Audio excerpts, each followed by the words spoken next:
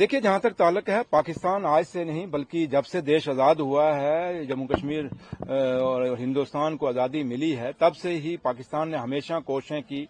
आज 36 साल की मिलिटेंसी हो गई और 75 साल में कवालियों से लेके फिर युद्ध भी हुई, जंगें भी हुई। हमेशा पाकिस्तान ने कोशिश की हिंदुस्तान को कमजोर करने के लिए, जम्मू कश्मीर को कमजोर करने के लिए, लेकिन हिंदुस्तान की फौजें इतनी मजबूत हैं, इतनी अलर्ट हैं कि हमेशा पाकिस्तान को इसका खमाइजा भुगतना पड़ा और पाकिस्तान ने हमेशा इसका नुकसान पाया।